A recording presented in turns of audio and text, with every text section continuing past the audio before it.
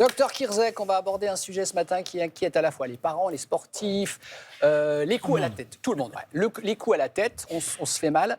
Le réflexe, dès que c'est la tête, on file aux urgences. On va peut-être faire un point sur le degré de gravité, s'il vous plaît. Exactement. Coup sur la tête, ça s'appelle comment? Rien que le mot, il fait peur. Traumatisme, non? Traumatisme crânien.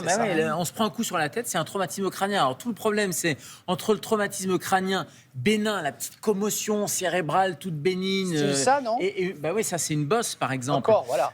C'est un hématome sous la peau. Et le traumatisme crânien grave de l'autre côté, et là c'est la porte ouverte à des lésions graves à l'intérieur, il y a tout un éventail. Et les gens, moi aux urgences, j'ai très souvent des gens qui se cognent la tête et ils viennent parce qu'il y a cette bosse et cette bosse inquiète. Alors déjà, quand il y a une bosse, j'allais dire, c'est pas très grave que ça soit à l'extérieur. Ce qui nous inquiète, c'est à l'intérieur. C'est pas forcément bon signe, mais en tout cas, c'est pas mauvais signe. Non, mais pour les enfants, on s'inquiète moins. On s'inquiète moins, exactement. Le gamin n'a pas perdu connaissance, c'est pas un choc très violent. Il y a une bosse qui est apparue, etc. Bon, c'est juste un peu de sang qui est sous la peau. Ça va faire un petit peu mal. On va mettre de la glace dessus. Ça va dégonfler. Ça va passer par toutes les couleurs de l'arc-en-ciel aussi dans les jours, parce que c'est un hématome dans les jours qui suivent. Mais globalement, il n'y a rien, même si la bosse peut être impressionnante. Ça peut être un œdème, une ecchymose, un hématome qui est impressionnant, mais c'est pas très grave. En tout cas, s'il n'y a pas de trouble neurologique, s'il n'y a pas de perte de connaissance, il n'y a pas besoin d'aller aux urgences. En revanche, on va le surveiller simplement pendant les 24 heures qui suivent. On va surveiller qu'il n'y ait pas de trouble du comportement. Mais s'il reprend son jeu normalement, voire s'il pleure, moi, souvent quand un gamin pleure, c'est très bon signe finalement.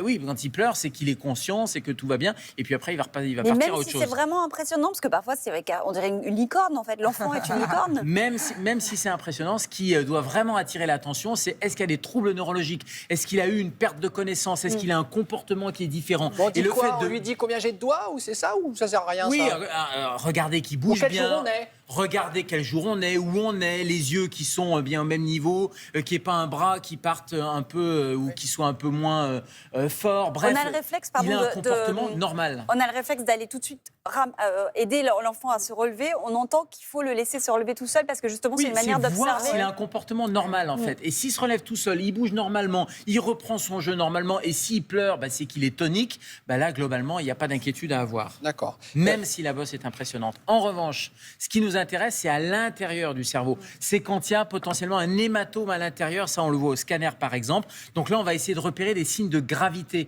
Et ces signes de gravité, chez les enfants ou chez les adultes, c'est toujours les mêmes. Perte de connaissance. Même si c'est une perte de connaissance brève, il faut toujours se méfier. Et là, il vaut mieux un avis médical. Soit on voit son médecin, soit on va aux urgences. Deuxièmement, je parlais des troubles de la conscience. Alors, c'est un comportement anormal. Justement, il pleure pas. Il est d'habitude tonique. Et puis là, il va être un peu apathique. Il va pas bien vous répondre. Il sait pas bien quel jour on est, où on est, etc. Ça, c'est un trouble de conscience parce qu'il y a une confusion, voire une somnolence. Des vomissements répétés. Alors, quand je dis des vomissements, on prend un coup sur la tête. C'est normal parfois d'avoir un petit vomissement de contre-coup. En revanche, si on a plus de 2 vomissements, un mal de tête intense, bref, ça va pas, on voit bien qu'il y a peut-être quelque chose qui se passe. Des troubles neurologiques, il ne voit pas effectivement les 3 doigts que je montre. Il y a un bras qui marche moins bien. Ou pire, des convulsions ou un petit écoulement soit du nez, soit de l'oreille. De sang? De sang ou de liquide un peu séreux. Parce qu'une fracture du rocher, par exemple, c'est un os qu'on a derrière l'oreille. C'est un petit écoulement, non pas de sang, mais un écoulement un peu jaunâtre. Ça doit attirer votre attention et ça doit motiver une consultation chez le médecin ou aux urgences. Et au passage, on ne fait plus de radio du crâne. Souvent, les parents nous disent « Ah, vous voulez pas lui faire une radio du crâne ?» On ne fait pas de radio du crâne parce que ce qui nous intéresse, c'est pas le crâne, c'est pas savoir si c'est fracturé, c'est l'intérieur. Donc le seul examen, ça sera le scanner. Et en conclusion, docteur, quand ça arrive dans le cadre d'une activité sportive? Alors, pas d'affolement non plus, mais on arrête l'activité sportive. C'est-à-dire que là, c'est tolérance zéro. Ça s'appelle une commotion cérébrale. On s'arrête si on est au rugby ou à n'importe quoi. Oui, de toute façon, il y a un protocole commotion. Il y a un protocole au rugby. Oui, mais il y a un protocole quand c'est dans le cadre d'un club. Quand c'est pas dans le cadre d'un club, il n'y a pas forcément de protocole. Donc, on s'arrête, on se met au repos et surtout, on va attendre quelques jours avant de redémarrer. On s'arrête, comme vous. Ça y est, la chronique est finie. Et c'était très clair. Merci, docteur.